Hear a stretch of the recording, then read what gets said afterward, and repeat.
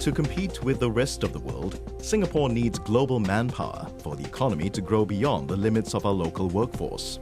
Foreign professionals contribute their expertise and skills in many areas, helping to develop key industries such as the finance and biomedical sectors.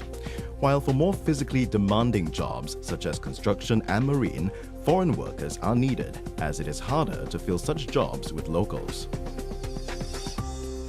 Some people have this impression that foreign workers are here in Singapore to compete with Singaporean workers for jobs. Actually, there is a misperception. It makes no sense for the tripartite partners, for the labour movement, for the government, to bring foreign workers to make life difficult for the Singaporean workers. Our objective is to enable Singaporeans, firstly, to have enough jobs. And secondly, we want the jobs to get better and better so that the Singaporean workers can earn better pay and live a better life. And that's the reason why we allow certain number of foreign workers, foreign manpower to come to Singapore so that they can work hand in hand with the Singaporean workers so that we can compete successfully with the rest of the world for jobs. This was seen in 2010, where local employment grew by 56,200, more than in 2009. Singapore has also adopted a calibrated approach towards the management of foreign manpower to attract good investments and, in turn, create good jobs for Singaporeans.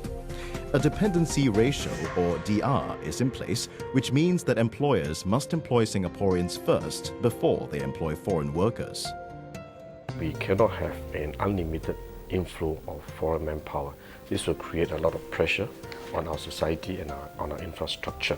So to calibrate the demand for foreign workers, we have put in place a dependency ratio, and we have tightened the tiers to ensure that as employers employ more and more foreign workers, they will end up having to pay higher and higher foreign worker levy.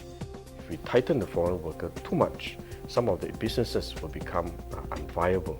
Some of the good businesses that we are trying to attract may decide to go elsewhere where they can have access to high quality, low cost manpower. So we have to calibrate our measures to ensure that on one hand, we are able to continue to attract good investment, but at the same time, we can moderate the demand for foreign workers to a sustainable level. On the immigration front, for the future, Singapore will need to tap on immigrants to grow our population, support economic growth, and cope with the impact of a fast-aging population. At the same time, the government will always put the interests of Singaporeans first while integrating the new immigrants into Singapore. We are very mindful that a sudden increase of immigrants as well as foreign labour will create stress on our infrastructure and will also create stress on our society.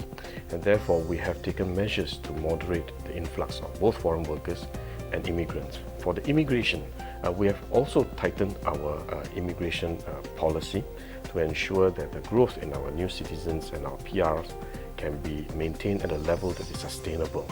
We are also putting a lot of efforts in ensuring that these new immigrants are able to integrate into our society.